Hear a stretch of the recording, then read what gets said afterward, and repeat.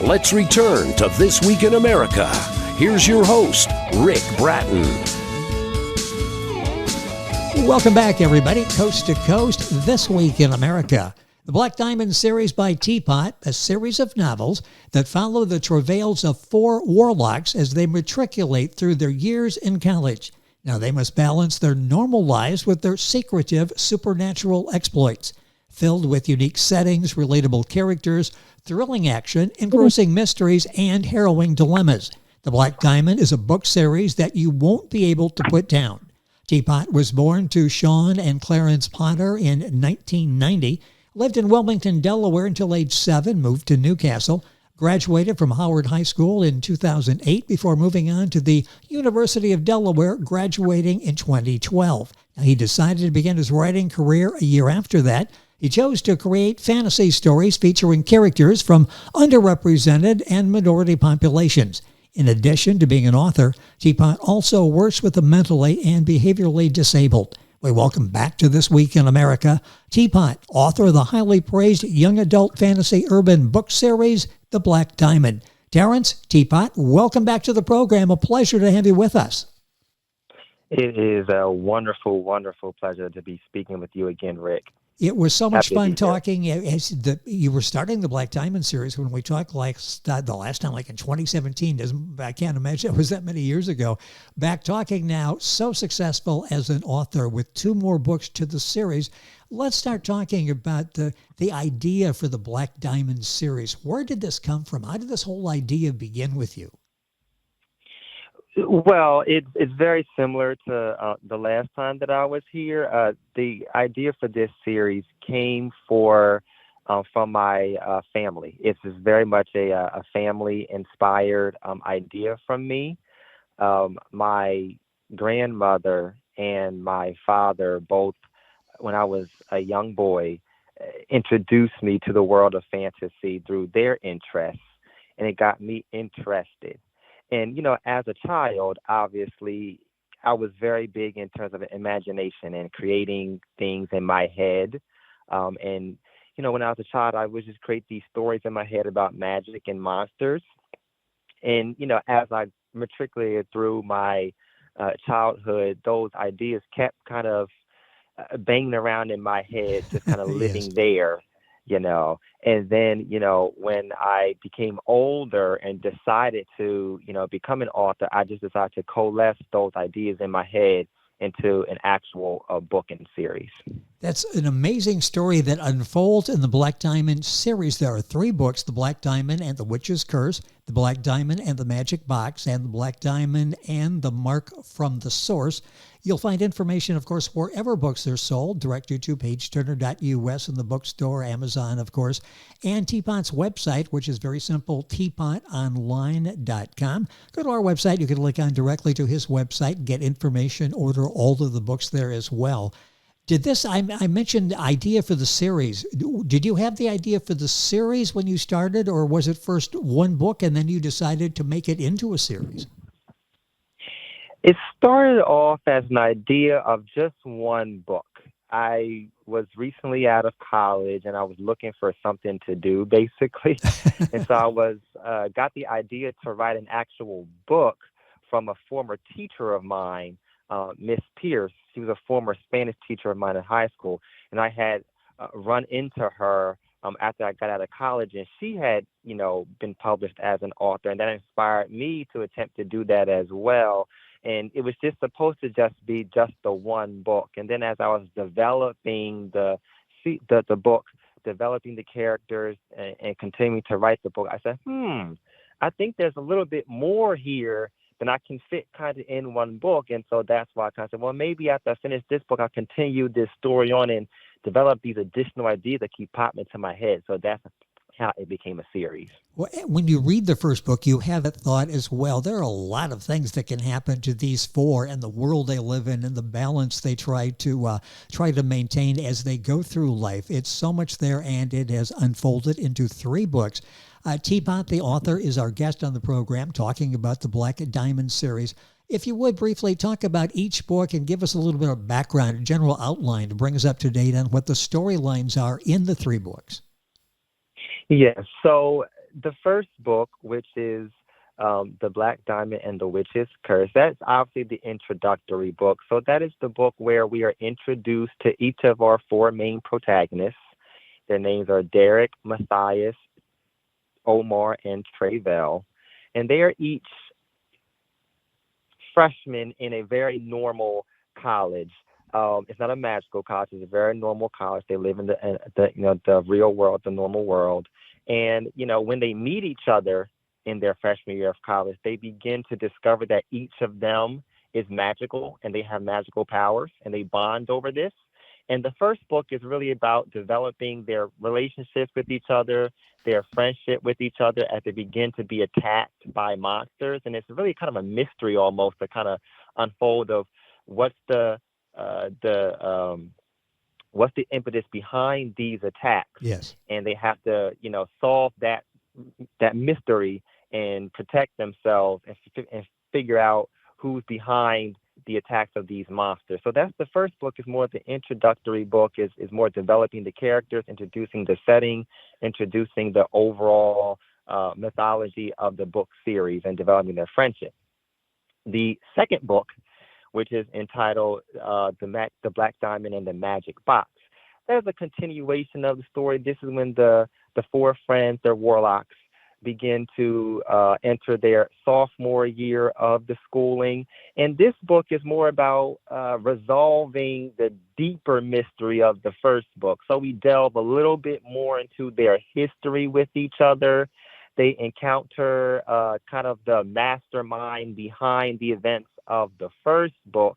And it's about dealing with that mastermind on a grander level and further expanding their relationship with each other and strengthening their bond as they begin to experience more harrowing travails in their interactions with the magical world. The third book, which is entitled The Black Diamond and the Mark from the Source, it's about their junior year at the college. And this book is more about a specific issue in the magical world, the grander magical world that came about as a result of their actions in the second book. So their actions at the end of the second book kind of has reverberations throughout the entire magical world, and it's about them having to deal with that issue and having to fix this issue that they've caused with their actions from the second book. So it's kind of a building on of the second book as well. And they begin to suffer some kind of interpersonal kind of schisms amongst each other, some interpersonal squabbles, some interpersonal issues that begin to kind of affect them, their bond as, a group. There's so many layers in the book series, the Black Diamond series, written by Teapot, our guest on the program. You get four people together, they're very close friends, they have disagreements, they work through those. That's one of the elements that Teapot talks about so well in bringing these people together to work as a team despite all of the differences they have, and they try to sort those out. Your characters are very relatable, they're likable. You spend a lot of time on each. You don't, sometimes we see multiple characters. Somebody gets a sort of short shrift. You have them all are very vital parts to the story. Talk about developing the characters. What was it like creating these characters, specifically these four main characters? Yeah, I always knew that I wanted to base the characters on people from my life. So I take bits and pieces of different people in my life to inform the four main characters. Obviously, as I was developing the series, I realized that it was going to be difficult to give each of the characters the amount of attention that I wanted to give each character in a single book. Yes. And I truly wanted this to be an ensemble story, but I need to crack the code of how do I make it an ensemble story, but also make it readable and not have it where each book is overstuffed and it feels like the characters are competing with time with each other. So what I did was I decided that because this is going to be a book series, that gives me kind of the leeway to develop the books and the characters where each book would kind of be focused on one of the four characters, and the other three characters, while each getting their shine in the books and their own storylines, is their storyline kind of revolves around the storyline of the main subject of that book. And just in each book, I would just rotate who was the main kind of conductor of, this series. So the first book is kind of centered around Derek, and the other three are kind of his solar system, and he's the sun, if you will. Yes. And the second book is more about Matthias's journey and his story, and the other characters that revolve around him. The third book is about Omar and about his struggles and his storyline. And again, the other three continue their own separate storylines, but it informs his. And obviously, this means that the next book that I'm currently in the process of writing will be more about Tre'Vell and his story. So that's how I developed the how I was going to introduce and talk about each of the characters. But it was really fun to take bits and pieces of people in my life and kind of use their characteristics to put them into each of the four characters. I thought that was actually very fun for me. And it's fun for the readers to go through that. Teapot, our guest on the program, talking about his Black Diamond series, all three books available on his website, teapotonline.com. A coming-of-age story as well. We can all go back and relate to that excitement. You go off to your first day of college. You've got this independence. You've got this freedom. You're out there all by yourself, this whole big world out there. Talk about the settings that you use in the books. The college, for example, how was it going in and developing where this action was going to take place? I always knew that I wanted to use a unique setting, or at least a setting that is not used all that often in stories like this. I thought that would be a fun change of pace for the readers. And so much like using, people from my own life to create the characters, I use settings from my own life to create the settings of this story. So the story is set in the state of Delaware. This is where I'm from. So that's the setting. It's a fictional town in Delaware based on, real life locations in Delaware. And in terms of the specific school that they go to, I decided to use an HBCU, a historically Black college university, as a way to differentiate this story from other stories of its ilk in this genre and setting. And plus, I know from personal experience, both, from people in my life and also from my culture, that can add a richness to the text, a richness to the setting, and can inform the story in ways that's very unique for the readers. Yes. So I decided to make that type of school as the setting for this story. And also other settings that are very important to me and my life, my culture. I know there's one setting that's a barber shop. That's a very important setting in the story. Again, I used to go to frequent barber shops. Throughout my life, I know the lively conversation that can take place in that setting. I thought that would be a really good thing to put inside the book and have the characters interact in that type of setting. Different neighborhoods inside of the town. I know, the cities that I go to have the neighborhoods are very distinct, very vibrant, and very intriguing to go into different environments within a city, and you interact with different characters in those environments and stuff. So I decided to put that also inside the story. I just think that all of these things, you would be able to feel the real world kind of grittiness and the real world application, inside this story, which grounds the story. Because, stories like this can get very, grandiose and fictional and things. I think if you ground it in the real, it makes it more, visceral for the reader.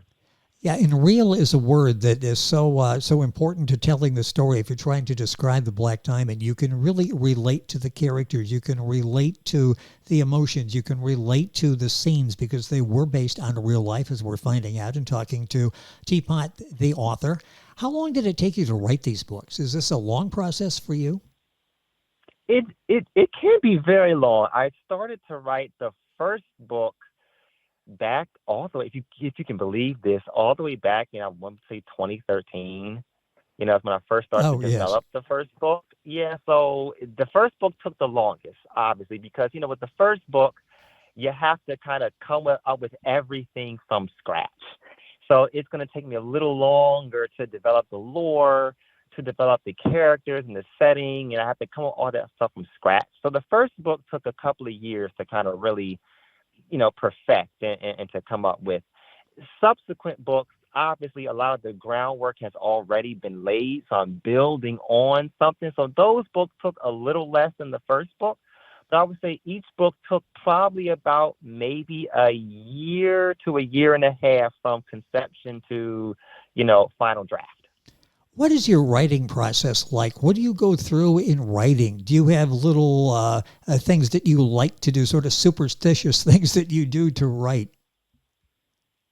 I do. So I want to have as a PSA to students out there. I actually use techniques that I did learn in school. I learned in English class in high school and middle school, and they teach you techniques about how to write and stuff. I use those techniques. So a lot of teachers out there would say, hey, they can use it as as a kind of a PSA to their students, like, hey, this is very useful. I did use things like Venn diagrams. I did pre-planning. So at the beginning when I'm starting the story, I use pre-planning. I use, pros and cons. I separate out, I do outline, a general skeleton outline of the story, beginning, middle, end. I break it up between what is each individual character's kind of journey, beginning, middle, and end. In this particular book, I laid out a general sketch of the mythological lore that's going to be introduced and expounded upon in that particular book. I use a Venn diagram to kind of make sure that things overlap in a legible and clearly definable way. And then from there, when I'm done with the pre-planning, then I start to actually type out the book chapter by chapter. I write every day. I think that's very important to, even if I'm in a bit of a writer's block, I try to write something every day. I work in the book every day. It keeps my juices flowing on a daily basis.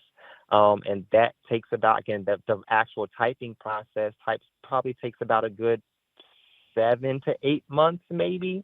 Okay. And then from there, that's the rough draft. And I go back and I edit and I make sure that, things line up and, things of that nature. And that takes about a month or two. And that's kind of like my final draft estimate to the editor. Talk about that preparation, because you do a lot of preparation. It's sort of textbook in the way you're describing it, because sometimes people just sort of fly off and do whatever they feel like doing and improvise as they go. You seem more structured than that. How beneficial is that to you, that you go into the day knowing pretty much where you're going to take the story? Well, I think that's extremely important, because I've tried the whole just go from scratch type of thing. Yes. It didn't work for me. I found myself getting lost a lot. I think it's good to have kind of like a map. A pre-planning stage creates like a map for me to follow as I'm then going into the actual like typing phase of it. So it's good to kind of have that North Star. It kind of keeps me on track. But I also think it's very important that in that structure, I build in the structure the ability for me to kind of go off on a tangent sometimes. It's not so structured that, I have every single detail, mapped out beforehand, Yes. because then it doesn't leave enough room for creativity, for spontaneity, for a burst of inspiration on that day. So it very is a skeleton outline in the very beginning, just as a general structure. But when I'm actually in the typing phase, I give myself the leeway to kind of go off script a little bit. If I want to develop this, I didn't but realize I want to develop in the beginning, I give myself the time to do that.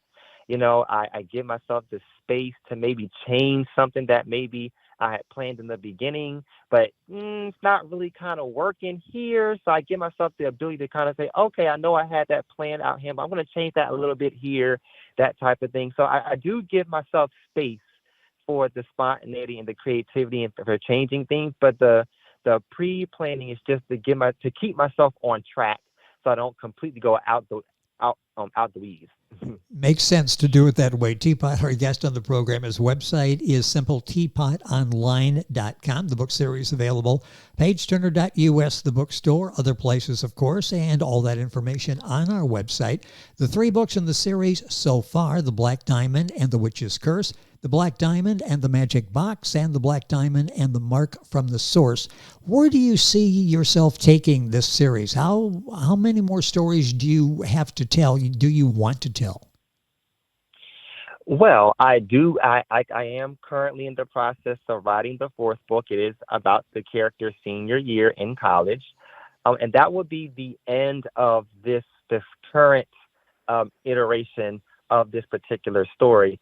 Now, depending on the inspiration, there are a couple of different directions I'm thinking of taking it. I can either, continue the stories of these characters into their adult years, or I think that I've created a large enough kind of world here where it can really become almost like a franchise almost, where there are secondary characters that's in this current crop of stories that maybe are deserving of their own book and their own story being told in a different branch of, this world that I'm creating. So I do know that there is the potential there for me to create branching stories of characters that right now are not the main characters of these stories, but are very interesting characters that I absolutely love, and that I've gotten feedback from other people that they love some of the side characters in the stories.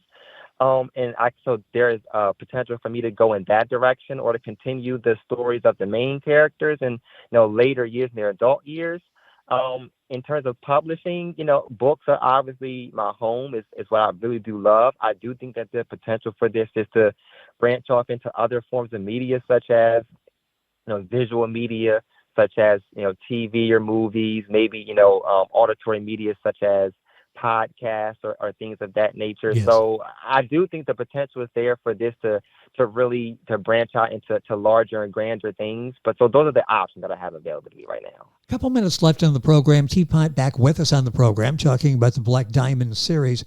What do you hope to accomplish with this series? You're entertaining people, obviously. I mentioned before that friendship is a very important lesson, a theme that you have in the series. What do you hope to accomplish when people finish reading the Black Diamond series? What do you hope the takeaway is? I think the main thing that I want to do is I want to inspire. I've always been a person where, this book came about because I was inspired, yes, to dream and to create from other people.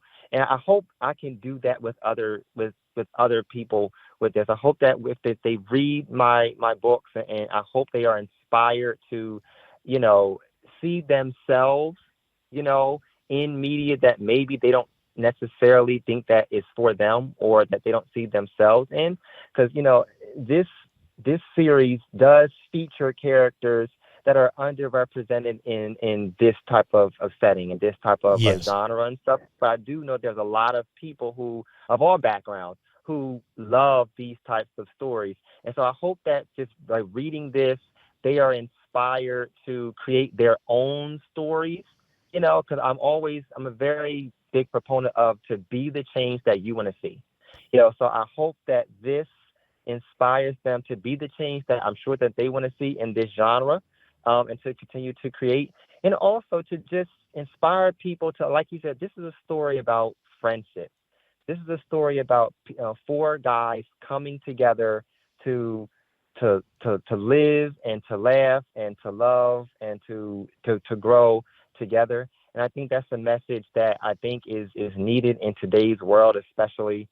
There's a lot of, I'm sure I'm not saying anything that people don't know, there's a lot of negativity in the world today. And I hope that this can be a light in that type of darkness, to kind of come together and to cooperate with each other, because we're all together in this world, and we all can cooperate with each other. I hope that they see that the travails of the characters in this story can inspire them to do that in their own lives. The series is a great escape. Just sort of block out the outside world, escape into the Black Diamond series, and enjoy your time spent there.